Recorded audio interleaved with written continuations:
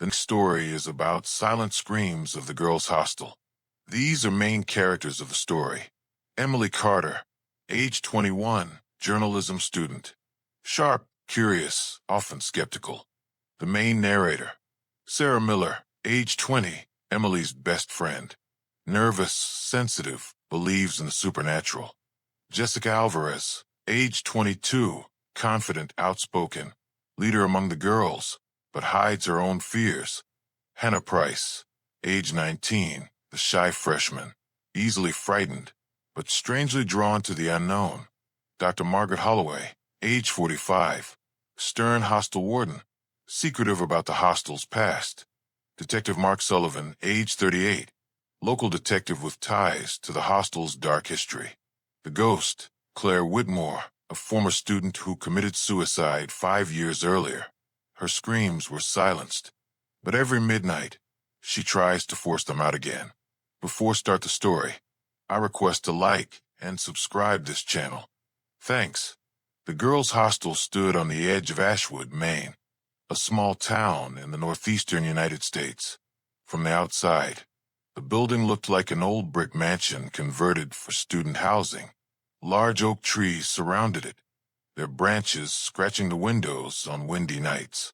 Locals often whispered about the hostel, but no one ever explained why their voices fell into uneasy silence when it was mentioned. Emily Carter had just moved in for the semester.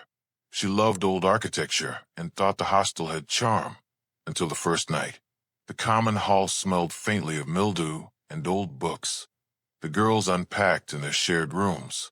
Emily roomed with Sarah, who kept glancing nervously at the dark end of the hallway, where a locked storage door sat. Why is that door always locked? Emily asked Jessica during their first dinner together. Jessica smirked, lowering her voice. They say a girl died behind it, a long time ago. She screamed so loud that people miles away could hear. But here's the thing, no one ever heard her last scream. Sarah's fork clattered against her plate. Hannah looked pale. Dr. Holloway interrupted sternly. That's enough nonsense. This hostel is safe. Go to your rooms. That night, as the clock struck midnight, Emily woke to a strange sound. It wasn't loud. It was almost like a scream trapped underwater. A muted, muffled wail, as though someone was shrieking behind glass. Sarah sat up in her bed at the same time, clutching her blanket. You hear it too? Sarah whispered. Emily nodded slowly.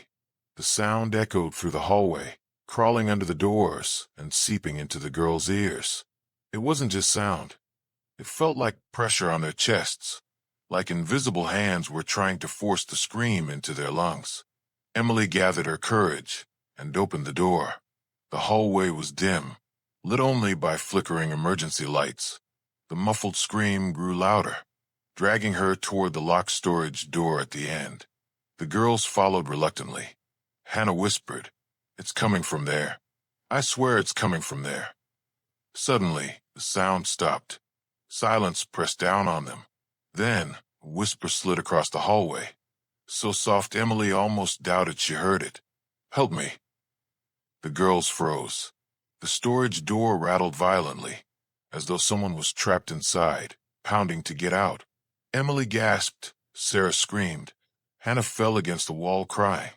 When Dr. Holloway appeared out of nowhere, her face pale, but her voice calm. "Back to your rooms. Now, whatever you think you heard, you didn't." She dragged them away, locking the hallway behind her. But as Emily lay awake, her heart racing, she realized something terrifying. The muted scream wasn't gone. It was now inside her head, faint but constant, echoing in her skull. And somewhere in the shadows of the hostel, the first night's silent screams had only just begun. The next morning, the hostel looked harmless in the daylight. The sun poured through tall windows, chasing away the shadows. Emily almost convinced herself that the muffled scream had been a dream. Almost. Sarah wouldn't speak during breakfast. Her hands trembled when she poured milk into her cereal. "It wasn't a dream, Emily," she whispered. "I still hear it." "Don't you?" Emily paused. She did still hear something faint, Not as loud as last night, but like a dull ringing in her ears, a pressure that wouldn't leave. Jessica, ever the bold one, leaned over the table. "You two look like you saw a ghost." Emily replied quietly, "Maybe we did." Jessica rolled her eyes but avoided looking at the far end of the hall, where the locked storage room sat behind its heavy wooden door. That evening, the girls gathered in the lounge. Hannah, pale and restless, confessed she had seen something. "Last night when the scream stopped, I thought I saw her. A girl in a white dress. She was standing by the door. Her mouth was open, but no sound came out." The room fell silent. Even Jessica didn't laugh this time.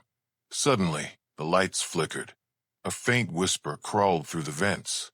Emily thought it was the wind, but then it formed words. They lied. Sarah clapped her hands over her ears. Stop it," she cried. The whispering stopped as abruptly as it began. Jessica forced a laugh, though her voice cracked. "Old buildings make noises. That's all." But Emily noticed her hands clutching the armrest tightly, her knuckles white. Later that night, Emily couldn't sleep. Around midnight, she heard the sound again, the muted scream, this time closer. She pressed her ear to the wall. The scream wasn't in the hallway anymore. It was inside the walls. Emily followed the sound down the corridor, her flashlight trembling in her grip. The plastered wall near the storage door looked cracked, like something had been clawing from the inside. Then she saw it, a handprint, pressed deep into the wall, as if someone's hand had been burned into the plaster. Her breath caught. She reached out to touch it, and felt heat radiating from a wall. Suddenly, a loud bang echoed through the corridor, making her drop the flashlight. She scrambled to pick it up, the beam landing on Hannah, standing barefoot in the hall, her eyes wide and unfocused. "She's trying to scream," Hannah whispered, her voice hollow. But they cut her voice out. "She wants it back." Before Emily could respond, Hannah's mouth opened wide, too wide, unnaturally stretched, and a silent scream poured out. No sound, just air so cold it burned Emily's skin. The lights exploded overhead, plunging the hostel into darkness. And somewhere deep in the walls, something scratched to be let out. The hostel felt different the next morning. The hallways seemed longer, the air thicker. Every door creaked, every floorboard groaned. Emily told herself it was her imagination, but even in daylight, she swore the building was watching. At breakfast, Hannah barely touched her food. Her lips were cracked, and her voice was hoarse, as though she had screamed all night. "I don't remember leaving my bed," she whispered. "I just remember her mouth. Open. Wide." Sarah stared at her. "You were screaming, Hannah," but no sound came out. The table fell silent until Jessica slammed her cup down. "Enough. We're spooking ourselves.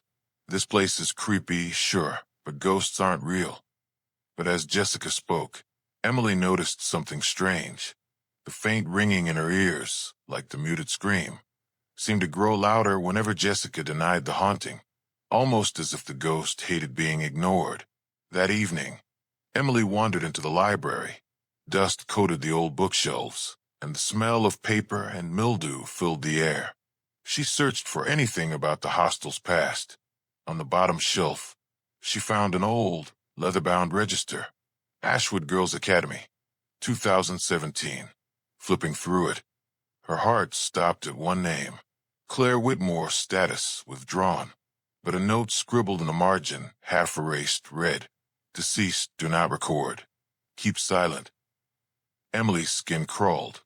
She had heard that name before. Suddenly, a loud thud echoed behind her. She spun around. No one was there. Then came the sound of pages turning by themselves. Books dropped from the shelves. On the open floor, one book landed face up. The page showed a photograph of a smiling girl in a white dress. Claire Whitmore. Her eyes in the picture were scratched out. The air turned freezing. Emily's breath came in white clouds. She heard it again, the muted scream, but now layered with whispers. "They cut me open, took my voice, helped me."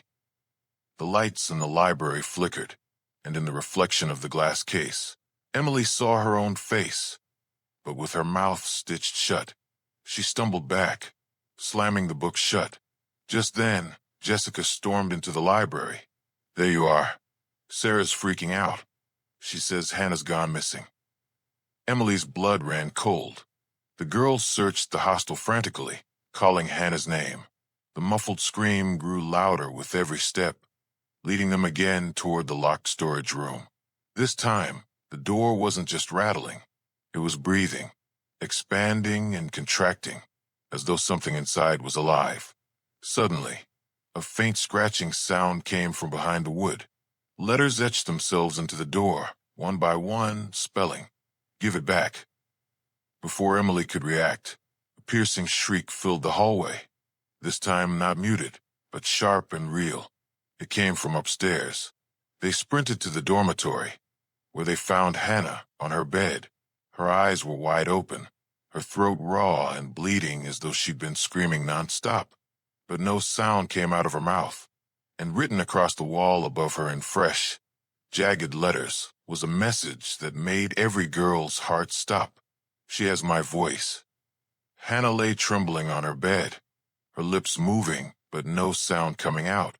Her throat spasmed, as if invisible fingers were choking her voice away. Sarah clung to her, crying, "She's going to die if we don't do something." Sarah shouted. Jessica, pale now despite her bravado, snapped back. "What the hell do you expect us to do? Call an exorcist." Emily's eyes darted to the words carved on the wall. "She has my voice." Who was she? Before anyone could answer, the dorm lights flickered violently. The fluorescent tubes buzzed, then shattered one by one, showering glass across the floor. From the broken bulbs, a thick, black smoke began to seep out, spreading unnaturally fast, curling like living shadows. Hannah sat bolt upright, her eyes rolled back, her body convulsing. Then she lifted off the bed, levitating a few inches into the air. Emily screamed. Sarah tried to pull Hannah down, but the girl's skin burned to the touch. The muffled scream filled the room, so loud it rattled the windows. Suddenly, Hannah's body dropped hard onto the bed. She gasped. Still no sound came out, but on her arms, deep scratch marks appeared, carving themselves in real time. Letters, words, return what was taken. Blood dripped down her skin, soaking the sheets. Jessica staggered back against the wall, her face pale. "This is insane. This isn't possible." The room door slammed shut with a force that made the walls quake. The black smoke thickened, swallowing the light. Then Emily saw her, a figure in the smoke, a girl in a white dress. Her hair hung in wet strands over her face. Her mouth was wide open, but no sound emerged, only that unbearable muted wail, echoing in their skulls. Emily's flashlight beam caught the girl's eyes for a split second. They were sewn shut. The apparition rushed forward, the air cracking with cold. The girls screamed, Jessica, Sarah, and Emily all clutching each other as the ghost passed through them like icy fire. When the smoke finally cleared, Hannah lay still, unconscious. The words on her arms bled slowly, seeping into the mattress. And on the wall, written in what looked like burned flesh, was another message. "Midnight will open my throat." The girls knew what it meant. At midnight, the ghost would finally scream out loud. And when she did, something terrible would happen. The hostel fell silent after Hannah's collapse, but the silence felt wrong, like the calm before a storm. Emily sat by Hannah's bedside, pressing a cold cloth to the carved wounds on her arms. They wouldn't stop bleeding, no matter how many towels she used. Sarah rocked back and forth in the corner, whispering prayers under her breath. Jessica paced, muttering to herself, "We need to call the police. Or an ambulance. Something." Emily pulled out her phone. No signal. She tried the hostel's landline. Dead. It was as if the building had swallowed every connection to the outside world. At 11 o'clock, Dr. Holloway appeared at the door. Her face was pale, her eyes bloodshot. You girls need to stay in your rooms, she said sharply. Do not wander. Do not listen to the noises. Emily stepped forward, furious. You knew about Claire Whitmore, didn't you? Dr. Holloway froze, her lips pressed tight. For a moment, her mask cracked. There are things better left unspoken, she whispered. Go back to bed. Then she locked the door from the outside. The girls were trapped. The clock ticked toward midnight. Each second felt heavier. Hannah stirred, her lips moving soundlessly. She clawed at her throat, as if trying to rip something out. And then it began. A low vibration shook the walls, like the hum of a giant speaker turned on. The muted scream surged through the building again, louder than ever, rattling windows, shaking the beds. Emily clutched her ears, but it wasn't sound. It was inside her skull, vibrating through her bones. Suddenly, the mirrors in the room cracked, one after another, reflecting twisted images of their faces, mouths stitched, eyes black, throats torn open. Jessica screamed, but her voice was swallowed instantly, like the air devoured it. No echo, no sound, just silence. Then the door burst open. Not Dr. Holloway this time, but the ghost herself. Claire stood in the hallway, her white dress soaked in dark stains. Her mouth opened unnaturally wide, stitches tearing across her lips as black blood spilled down her chin. She raised a trembling hand, pointing at the girls. The message scrawled itself across the ceiling in dripping red letters. My scream will kill you all. The air pressure shifted violently. Books flew off shelves. Beds scraped across the floor. The walls bulged as though the building itself was breathing with her. And then she tried. Claire's jaw cracked as she forced it wider. The scream finally ripped out, but instead of sound, it came as a shockwave of silence, smashing into the girls. Glass exploded. Emily was hurled into the wall. Sarah collapsed, bleeding from her nose. Jessica coughed violently, choking on air that no longer felt breathable. When Emily staggered up, gasping, she saw Hannah floating again, this time higher, her arms outstretched as if crucified. The carved words on her body glowed bright red, and in a voice that was not her own, Hannah spoke. If she screams, the world will hear, and the world will burn. The lights went out. The scream stopped. Midnight was over, but the warning was clear. The ghost was only testing her power. The real scream was still coming. The hostel was deathly quiet after the midnight attack. Emily wrapped Hannah's arms in torn bedsheets, though the wounds burned through every layer. Sarah sat pale, whispering, "We won't survive another night." By morning, a heavy knock echoed at the main doors. Dr. Holloway hurried downstairs, her voice sharp as she cracked the door open. But Emily and Jessica leaned over the railing above, catching sight of a man in a long coat, Detective Mark Sullivan. He stepped inside with the wary caution of someone who already knew what he'd find. His eyes scanned the hostel's shadowy halls before settling on Holloway. "It's happening again, isn't it?" Holloway stiffened. "You don't belong here." "You should have shut this place down years ago," Sullivan replied grimly, "before more girls got dragged into it." Emily's stomach turned. She hurried down the stairs. "Dragged into what?" Sullivan glanced at her, hesitated, then said, "You've heard the screams, haven't you? Every girl who stays here does. But the truth is worse. Claire Whitmore didn't kill herself. Someone silenced her, cut out her voice, and it never left this building." Sarah, who had crept down behind Emily, let out a choked sob. "That's why we can't hear her. Why it's always muffled." Sullivan nodded slowly. The sound was taken, buried, but it doesn't stay buried forever. Jessica crossed her arms, though her hands trembled.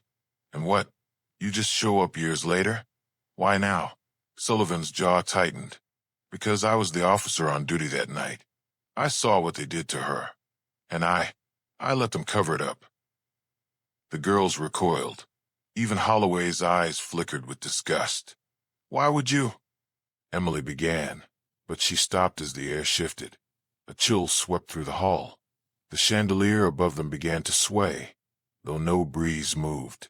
The muted scream started again, low and deep, rattling through their bones. Then the walls began to bleed. Dark streaks seeped down the plaster, forming shapes, words. Liar. Traitor. Sullivan froze, his face pale. She knows I'm here. The front door slammed shut with a thunderous crash, locking tight. The windows darkened, as though night had fallen in an instant. Hannah staggered into the hall, still pale, still voiceless, her arms glowing faintly where the words had been carved. She pointed at Sullivan, trembling violently, and then, with a mouth that opened far too wide, she screamed. No sound came, but the detective was hurled back as though struck by an invisible wave, crashing into the wall so hard the plaster cracked around him. Sarah shrieked. Jessica pulled her away as Sullivan slumped, coughing blood, and in the silence that followed, the ghost's whisper curled through the hall. You buried my scream with him. Now I'll dig it out. Emily's blood turned to ice. If the detective had been part of the cover-up, then the ghost wasn't just haunting them. She was hunting him. Sullivan sat slumped against the cracked wall, his coat soaked with blood. Emily knelt beside him, torn between fear and pity. If you know what happened, tell us. Please. Sullivan's eyes flickered, distant, haunted. His voice was ragged. I tried to forget, but she won't let me. The lights dimmed, the air thickened, and the muffled scream began again, soft, insistent, like the ghost herself demanded the truth be spoken. Sullivan's hand trembled as he pressed it to his chest. 5 years ago, Claire Whitmore reported something terrible. She accused one of the Academy's donors, a man with money, influence. The school board wanted it buried. They wanted her silenced. Sarah gasped. Jessica's face twisted in rage. So they killed her? Sullivan shook his head slowly, eyes wet. They told me to take her back to the hostel. Just scare her. Make her drop it. But when I got here... His voice broke. He coughed blood, and the walls around them began to flicker with ghostly images. Shadows replayed the past. The girls saw it. A younger Claire, standing in the hallway in her white dress, shouting, but no sound came. Her lips moved in desperation, her eyes wild. Several dark figures surrounded her, faceless shadows in the vision. They held her down. A knife flashed. The shadows pinned her as her mouth was cut, blood spilling down her dress. Her throat convulsed as she tried to scream. Only a gurgling silence escaped. The vision flickered, showing Sullivan younger, standing in the corner, watching, frozen, doing nothing. They told me it was suicide, Sullivan whispered, his face gray. They hung her in the storage room, made it look like she'd done it herself. But I knew she died screaming. Emily's stomach turned to ice. Hannah clutched her head, rocking violently, as if Claire's pain was pouring through her. The vision snapped away. The hostel's walls groaned, and the muffled scream rose to an ear-splitting pitch. Blood trickled from Sarah's ears. Jessica pressed her palms against the sides of her head. Suddenly, the storage room door at the end of the hall began to creak open. The chains that had locked it snapped one by one. Emily's flashlight flickered toward it. Inside, the darkness looked alive. And in that void, Claire stood, her white dress soaked red, her stitched mouth trembling. But this time, her eyes were open, black, bottomless.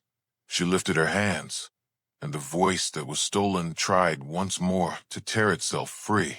Sullivan screamed, an awful guttural sound. He clutched his throat as blood spilled from his mouth. Emily realized in horror. Claire wasn't taking back her own scream. She was stealing theirs. The storm outside refused to end. Thunder cracked across the skies, rattling the fragile window frames of Maplewood Girls Hostel. By now, the entire dorm was a battlefield of nerves. Every corner seemed alive, every shadow too thick, every whisper too close. That night, they decided to stick together. Elena, Mia, Sarah, Chloe. and Harper gathered in the common room, huddled around flickering candles, desperate for warmth and comfort. No one wanted to be alone anymore. Elena tried to lighten the tension. Maybe it's all just sleep paralysis, collective imagination. People see what they expect to see. But Harper snapped back, her eyes wide with exhaustion. Collective imagination doesn't drag mirrors out into hallways, Elena, and it doesn't slam doors hard enough to break locks. The room fell silent. That's when Sarah noticed something chilling. The tall standing mirror in the corner. An antique relic the hostel had always had, wasn't reflecting them properly. The candlelight glowed normally on their side, but in the reflection, it seemed darker, like the mirror belonged to another world. Mia leaned forward, squinting. Do you see that? In the mirror, behind their reflections, a figure stood. A girl, hair matted over her face, her mouth wide open in a silent scream. Elena gasped and grabbed Chloe's arm. It's her. Chloe's lips trembled. Jennifer. The reflection girl lifted her hand and placed it against the inside of the glass. Slowly, a bloody palm print spread across the mirror surface, but only inside the reflection. On this side, the glass remained smooth and untouched. Sarah couldn't breathe. She's trapped. But then the unthinkable happened. Her scream, muffled and distant, escaped the mirror. It was faint at first, like a distorted radio frequency, but it was growing louder. The candles began to flicker violently. The air turned ice cold, and before anyone could move, Harper was pulled forward by an invisible force, her body slamming against the mirror. Her reflection was yanked out of sync, her mirrored self grinning while she cried in terror. No, no, no. Harper shrieked, clawing at the glass. The others tried to pull her back, but it felt like the mirror itself was sucking her in. Her reflection's grin widened, blood dripping from its mouth. With one final heave, they pulled Harper away. The mirror cracked down the middle, and the reflection dissolved into darkness. But Harper was not the same. She sat trembling on the floor, eyes glazed over, whispering one phrase over and over. She screamed in my head, she screamed inside me. She screamed inside me. The others exchanged horrified glances. For the first time, they realized that Jennifer's silent scream had found a new vessel, and Harper was no longer alone in her own body. Harper hadn't spoken in her own voice since the mirror incident. She sat in the corner of their room, rocking back and forth, muttering fragments of sentences that weren't hers. The glass, the ropes, the silence. They covered it, they buried me. You'll hear me soon. Mia stayed up that night, watching Harper. Her roommate's eyes no longer looked alive. They seemed to belong to someone else entirely. By morning, the girls decided they had no choice. They needed to uncover what had happened to Jennifer, why her scream was silenced, why she still haunted them. Sarah remembered something her grandmother once told her. Old buildings hide their sins in the basement. The problem, Maplewood Girls Hostel had no basement. At least, not according to the blueprints posted on the wall in the manager's office. But Chloe, trembling with both fear and determination, insisted. Then why does the floor plan skip the numbering? Rooms 1 through 50, but 13 is missing. And in the oldest yearbook photos, there was a basement door in the common room. It's gone now. That night, with the storm still clawing at the windows, they searched. They pulled furniture away, tapped along the wooden panels, listened for hollow sounds. Finally, Elena pressed her palm against a section of wall behind the vending machine. It groaned faintly. Her heart pounded. This isn't solid. It's been covered up. With a surge of adrenaline, the girls shoved the vending machine aside. Beneath chipped wallpaper, they found the outline of a door, sealed shut with wood planks and rusted nails.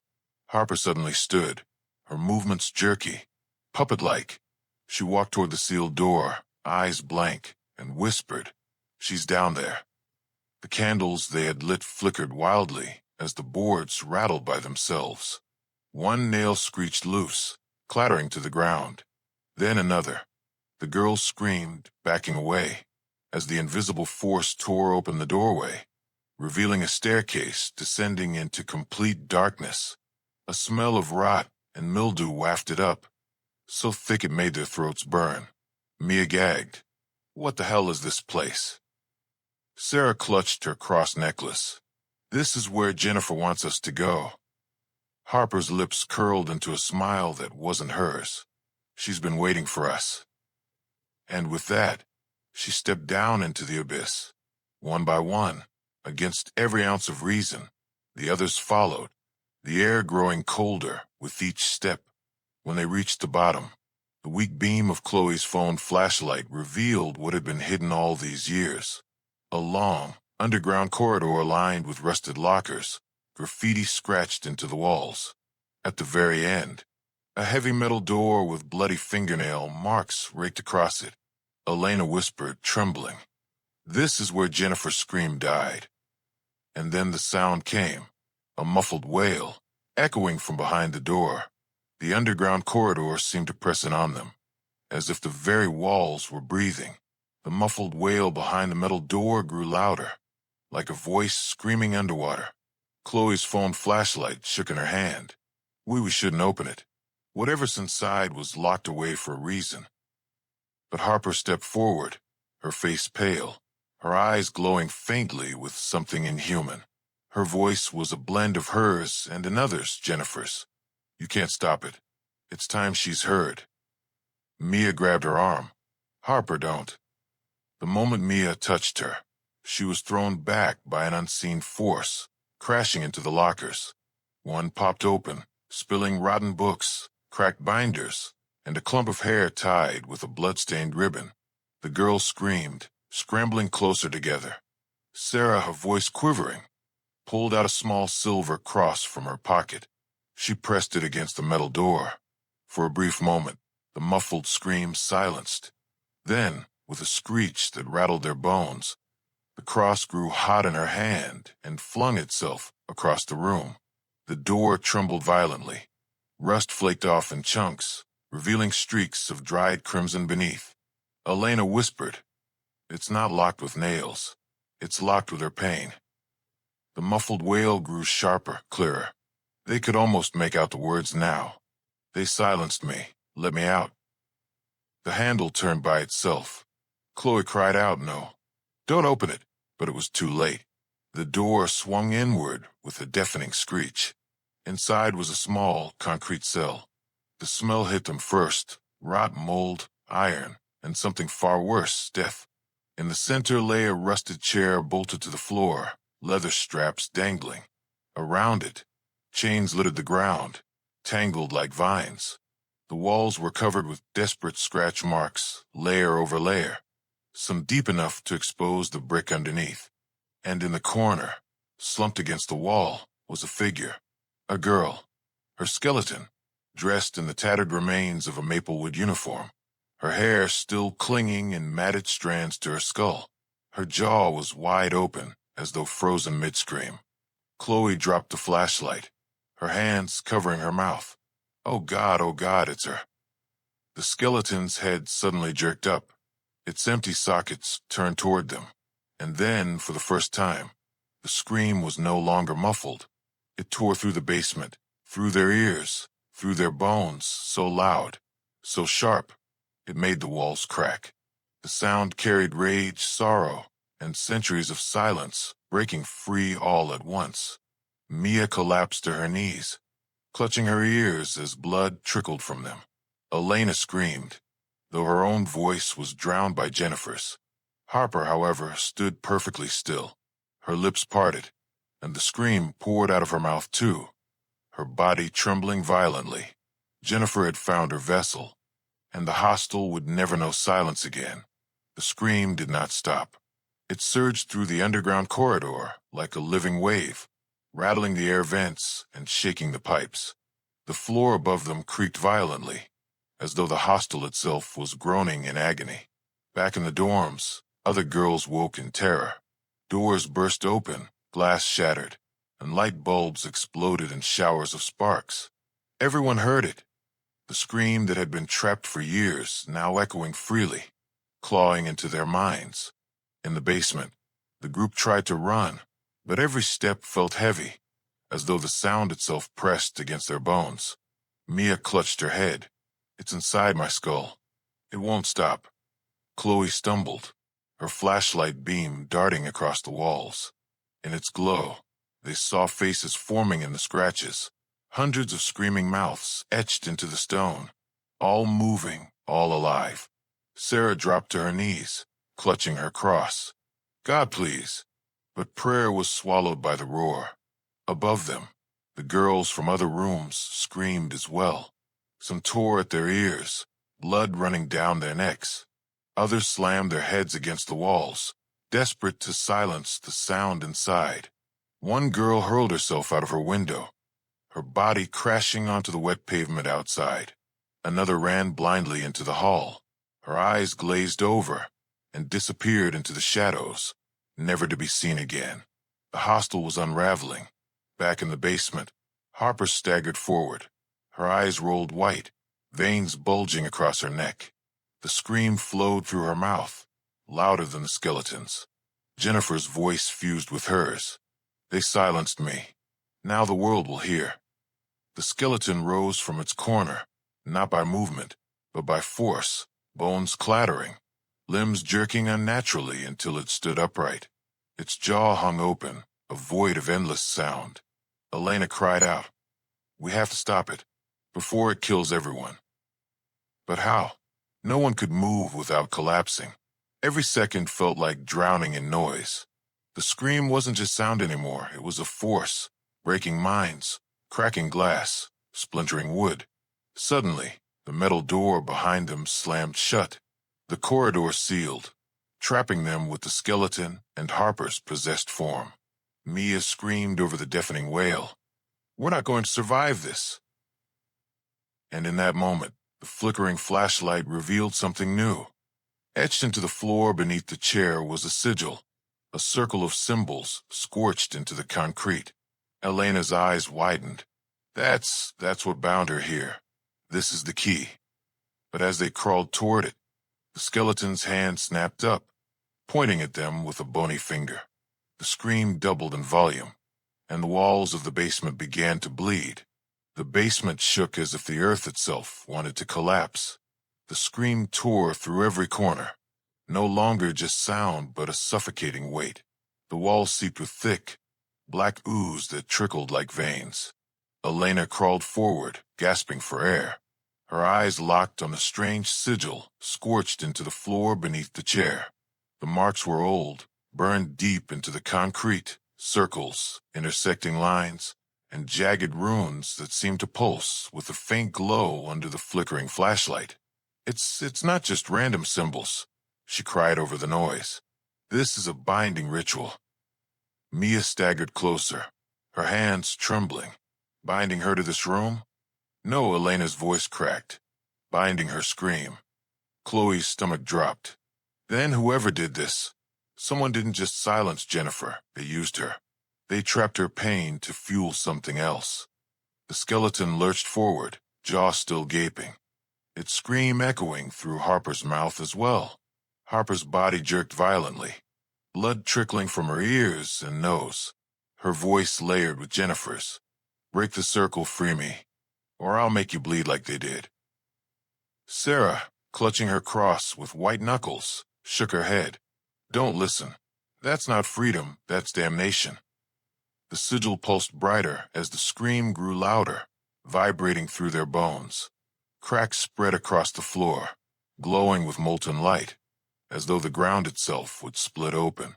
Mia pressed her hands over her ears, sobbing. "We can't survive this. What do we do? Destroy it or complete it?" Elena's eyes darted between the skeleton and the circle. Her gut told her the truth. Destroying the sigil would unleash Jennifer fully, with no restraint.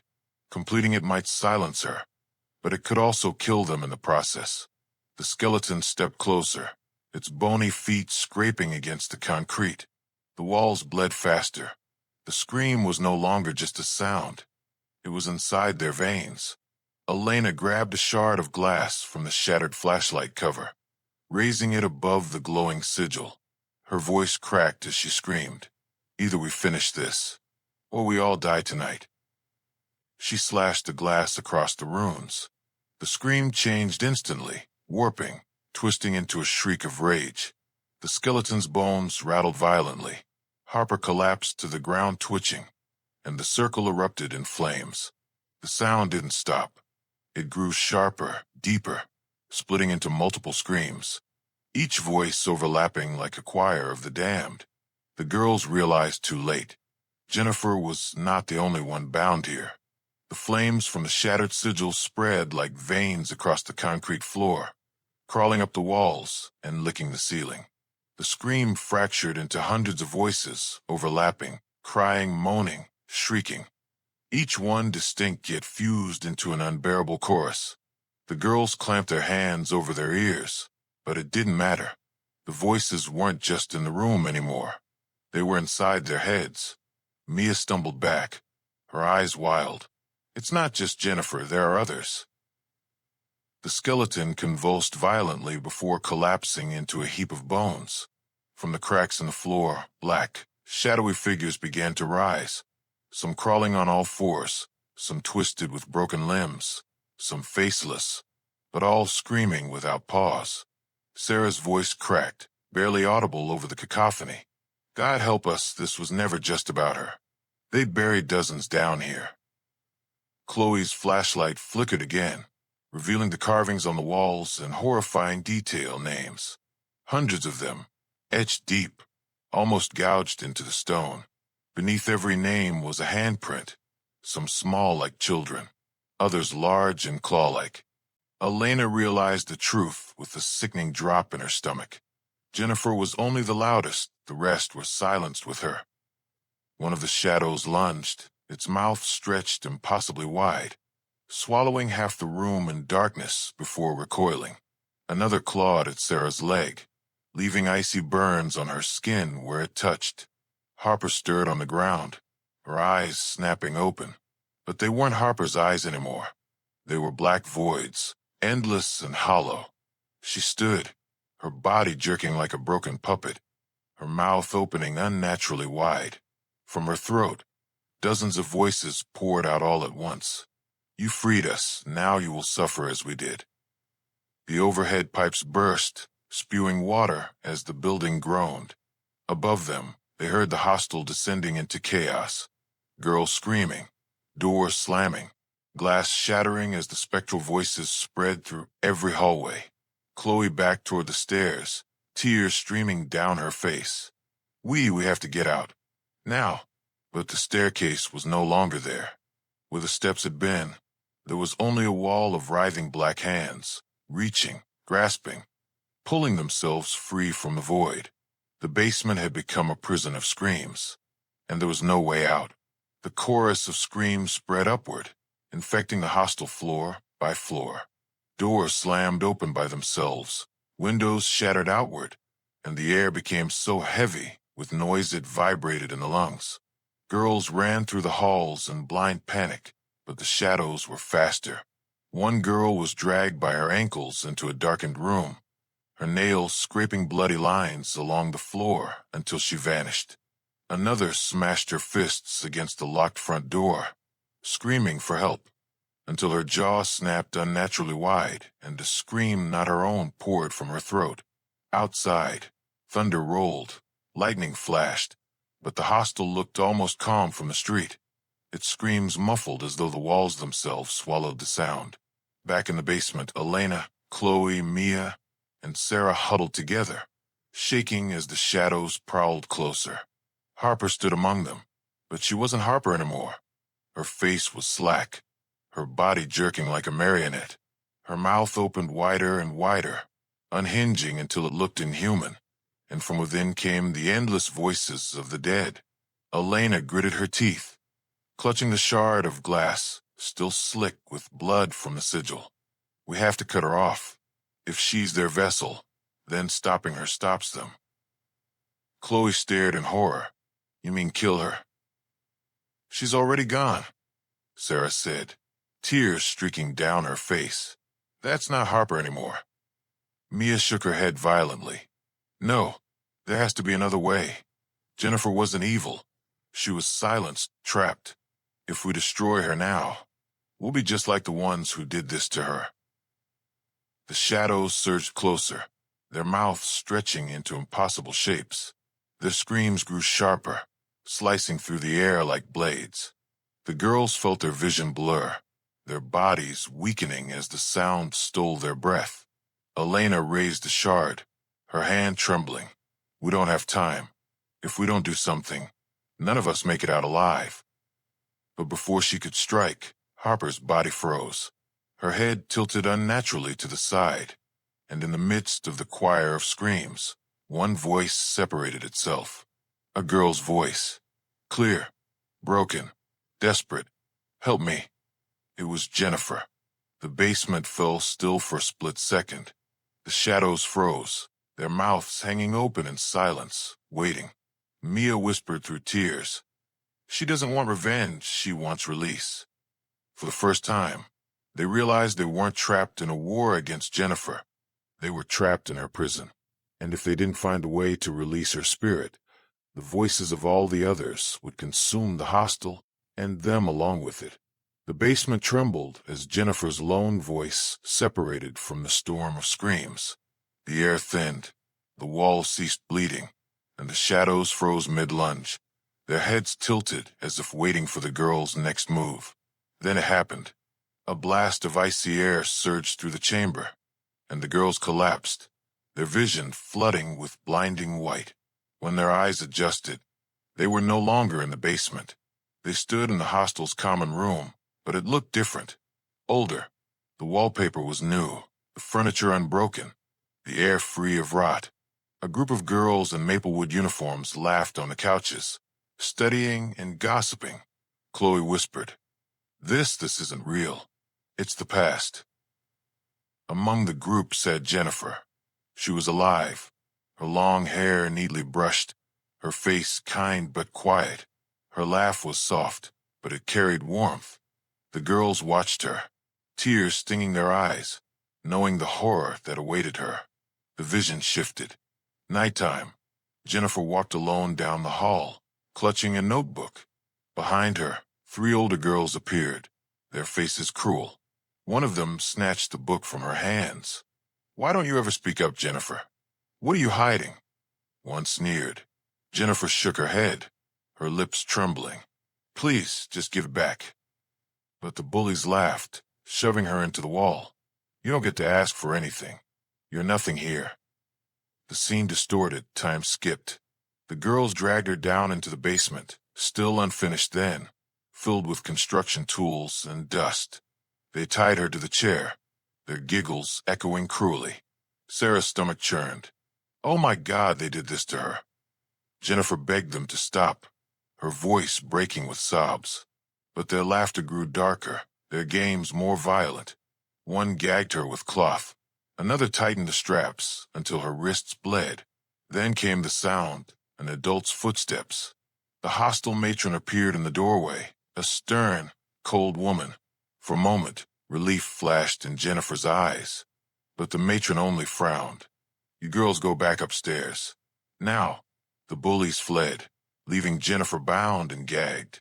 She tried to scream, tried to plead through the cloth. But the matron stepped closer, her eyes filled with disdain. "You've caused me enough trouble, Jennifer. Always whining, always crying. No one wants to hear your voice."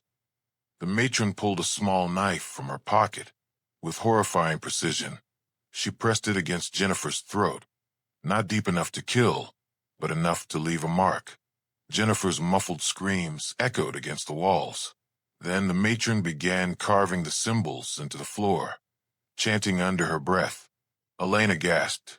The matron, she bound Jennifer's scream herself. Mia's tears spilled down her cheeks. She wasn't just ignored, she was sacrificed. The vision twisted violently. Jennifer's final moments replayed in jagged fragments, her struggles, her tears, the muffled cries that would never be heard. Finally, the matron pulled the gag tighter, silencing her forever. Jennifer's wide, terrified eyes were the last thing they saw before the vision shattered. The girls were back in the basement. Harper's body still twitched, her mouth wide, but now Jennifer's voice spoke clearly through her lips. She silenced me. Find her name. End it, or I'll scream forever. The shadows stirred again, restless, waiting. Elena whispered, her voice hoarse with rage. The matron wasn't just cruel. She cursed her, and we have to undo it. The basement felt heavier now. The walls closed in as the shadows stirred, crawling along the cracks like black smoke waiting to erupt. Harper's body was the center of it all, her lips moving, Jennifer's voice spilling through in that broken, echoing tone. Find her name. Only then can I rest. The girls huddled together, breathless, trembling, their ears still ringing from the screams. Chloe's voice was sharp with panic. How are we supposed to find her name? We don't even know if records exist. Elena, eyes narrowed with fury, shook her head. A woman like her, she would have kept herself immortalized. Plaques, photographs, documents. We just have to look. Sarah's trembling hand clutched her cross tighter. But the hostel's archives are in the East Wing, the old office. She swallowed hard, and it's the most haunted part of the building. Even staff don't go in there anymore. The girls had no choice. The moment they turned toward the stairs, the shadows hissed, filling the basement with a low growl that felt like 100 voices, warning them not to leave. The wall of black hands writhed where the staircase had been. Elena grabbed a shard of glass she still held and slashed at one of the reaching hands. To their shock, it recoiled, leaving behind a mark that glowed faintly red. It hurts them, she whispered. We can get through. Together, screaming and pushing forward, they fought their way past the writhing wall of hands. Each step up the staircase felt like running through thick tar, but they burst into the corridor above, gasping for air. The hostel was unrecognizable. The halls were filled with shadows dragging girls into rooms. Blood smeared the walls and frantic handprints. Every door slammed, reopened, then slammed again as if the building itself were alive. Mia clutched Elena's arm. If we split up, we'll die. We stay together. They ran toward the East Wing, dodging shadows that lunged at them from broken doorways. Their breaths came ragged, the sound of screams echoing all around. At last, they pushed open the door to the old office. Inside, dust choked the air. Cabinets sat rusted, their drawers sealed with decades of grime. A single portrait hung on the wall, cloaked in shadow. The moment Chloe's flashlight landed on it, her stomach dropped. A woman's face stared back. Stern, sharp features, lips pressed in disapproval, eyes so cold they seemed alive even in paint. The matron, beneath the frame, a tarnished brass plaque glimmered. The name was almost illegible under dust and corrosion. Elena reached forward, wiping it clean with her sleeve. They all leaned in. The name burned in their minds like a brand. Matron Eleanor Grieve. The room shook violently, the portrait's glass cracking. Harper's voice echoed from the hall, filled with Jennifer's rage and grief. Say it. Speak her name. End her silence. But as they turned, the door slammed shut behind them, and in the cracked glass of the portrait, Matron Eleanor Grieve's eyes moved. The portrait shuddered violently, the glass cracking further until it shattered with a piercing scream. Shards scattered across the dusty floor, glittering like tiny mirrors. From within the broken frame, a figure began to peel itself out, as though stepping through a doorway of glass. The girls froze. Matron Eleanor Grieve emerged, her body tall and skeletal. Her uniform still neat, but soaked in phantom blood. Her eyes burned with a cruel, unnatural light, and her voice was jagged like rusted metal scraping against stone. You dare speak my name? She hissed, her words vibrating through the walls. You think you can drag me back into memory? I built this place with silence, and silence it shall remain. Chloe staggered back, nearly tripping over a broken drawer. She's real, she's real. Elena gritted her teeth, standing her ground. No, she's not real. She's a monster who lived off silence and pain. That ends tonight. The matron's skeletal fingers extended unnaturally long, clawing the air as she advanced. The room grew colder, their breaths visible, their hearts pounding. Sarah raised her cross, her hand shaking violently. In the name of God. The matron's hand shot out, slapping the cross away, the wood snapping as if it were brittle. Sarah was thrown across the room, crashing into the cabinets. Harper's body convulsed in the corner, Jennifer's spirit still clawing to speak through her. She choked out a single word, her voice echoing like a thunderclap through Harper's throat. Name.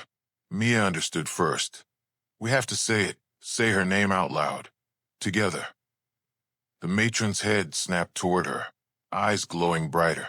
Silence, she roared, and the shadows on the walls lashed out like whips, wrapping around Mia's arms and legs.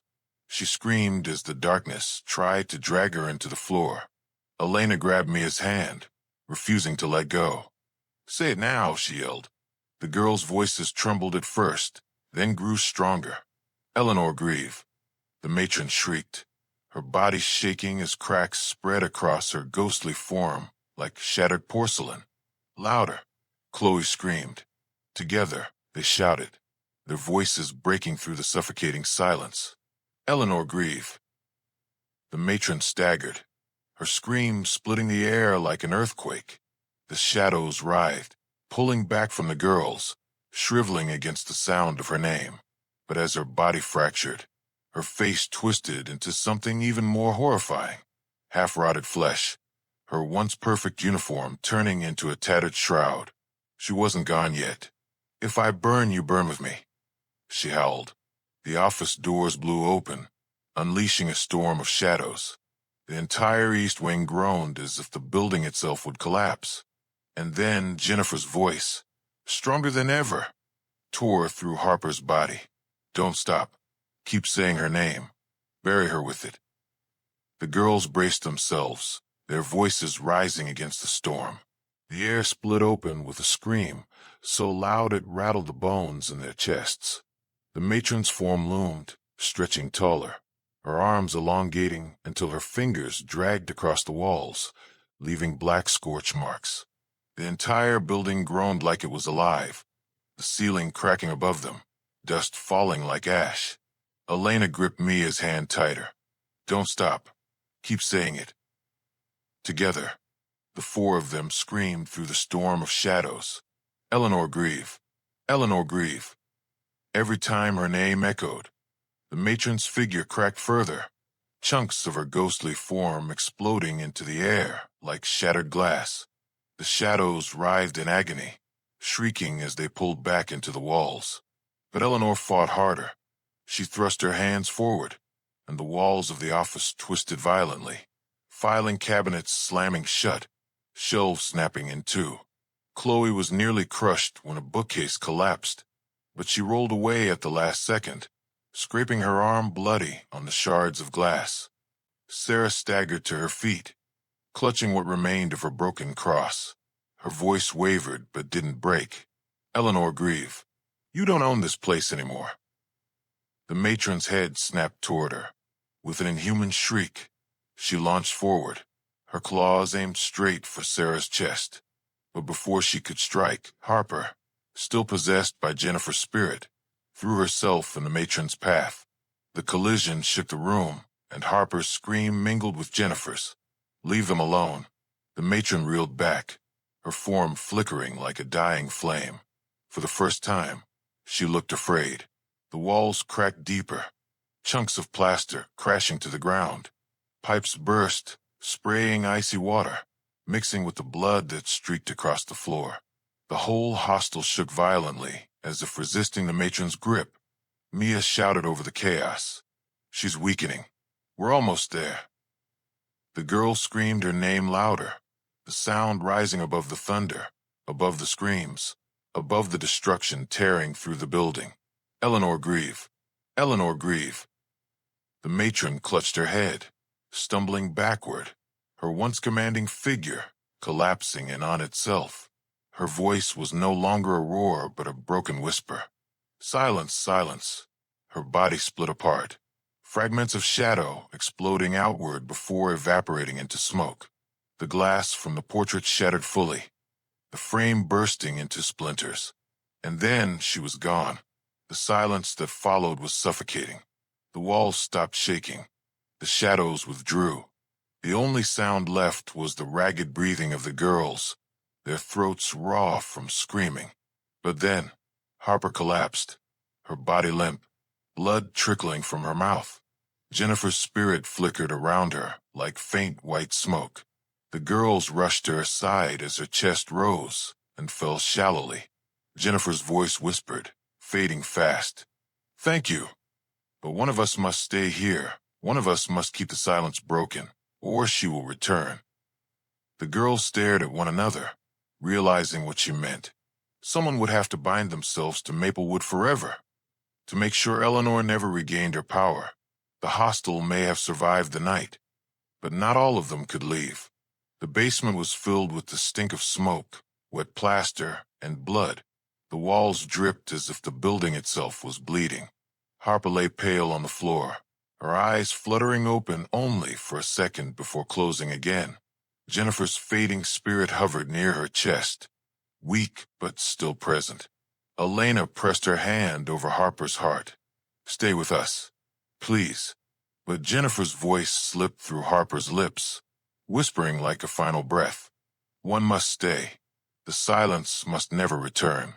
Choose, or I choose for you." The girls froze, their bodies trembling. Mia's voice cracked. "That's not fair. We didn't ask for this. We didn't start this." "Neither did I," Jennifer said through Harper, her words trembling with sorrow. "But if Eleanor's silence isn't chained, she will crawl back. I can't hold her forever. One of you must." The floor above them groaned, beams splitting. Dust rained from the ceiling as the hostel began to collapse in on itself. They didn't have long. Sarah's face was pale, but her eyes were steady. "It should be me." Elena's head snapped toward her. "No, don't say that." "I've carried this cross for years," Sarah whispered. "Maybe it's why I was meant to be here tonight, to keep the silence broken." Chloe shook her head violently, tears streaming down her face. "No, Sarah, you're not dying here. We all leave, or none of us do." Jennifer's voice grew weaker. "If no one chooses, Eleanor will rise again, and she will take all of you." The girls' hearts pounded, fear mixing with the crushing weight of the decision. The building shook harder, chunks of ceiling crashing down around them. Then Harper stirred, her hand twitching against Elena's.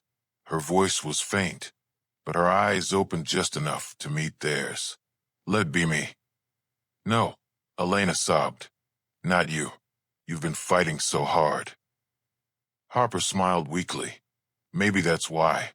Jennifer chose me for a reason. If I stay, maybe she can finally rest too." Jennifer's spirit flickered brighter for a moment, almost in agreement. The two of them, Harper and Jennifer, seemed to overlap, their faces becoming one. Mia clung to Harper's hand, her tears falling onto her friend's skin. "Please don't leave us. Please." But Harper only whispered, "Better one voice lost than all of ours silenced forever." With her last strength, she pressed Elena's hand over the shard of glass that still bore Jennifer's blood. Then she dragged it across her palm, sealing her own blood with it. A blinding light burst from Harper's body, filling the basement. Jennifer's scream finally came free, not silent, not muted, but full and clear, echoing through the halls of Maplewood Hostel. The girls covered their ears, crying, screaming, but Harper didn't stop. She screamed until her body stilled, until Jennifer's ghost dissolved into her, until the matron's shadow was burned out of the walls. And then the hostel went quiet, too quiet. Elena, Mia, Sarah, and Chloe stumbled out of the basement, coughing, their throats raw. The building continued to collapse, fire licking up from broken wires. windows blowing outward. They sprinted through the halls, the floorboards breaking under their feet. When they reached the main doors, they turned back just once. Through the smoke, through the fire, through the cracking walls, they heard Harper scream again. Only this time, it wasn't silent. It was the scream of someone keeping the silence broken. And then the door slammed behind them. The girls collapsed outside on the wet grass, gasping for air as Maplewood Hostel caved in on itself. Flames consuming the windows, the roof falling inward. The storm broke overhead, rain hissing against the fire. Maplewood Hostel was gone. But Harper's scream still lingered in the night air, echoing like a warning. The morning sun rose over Maplewood, but it brought no warmth. The once proud hostel was reduced to blackened rubble, smoke still curling into the pale sky. Fire trucks and police swarmed the site, but there was little left to save, just ash, stone, and whispers of a place that should never have existed. Elena, Mia, Sarah, and Chloe sat wrapped in blankets on the curb, their faces pale, their bodies trembling. They hadn't spoken much since escaping. Words felt too fragile for what they had seen. A police officer crouched near them, voice gentle. "You're lucky to be alive. What happened in there?" Elena stared blankly at the smoldering ruins. "You wouldn't believe us if we told you." And the truth was, she was right. No one would believe the screams that clawed the walls, or the matron who fed on silence, or the friend who sacrificed herself to keep the darkness chained. Days passed. News outlets spun the story into something simpler. Faulty wiring, fire destroys historic Girls Hostel. Locals whispered about the curse of Maplewood, but most dismissed it as just another old ghost story. But the survivors knew better. Mia woke screaming at night, convinced she heard Harper's voice calling through the walls.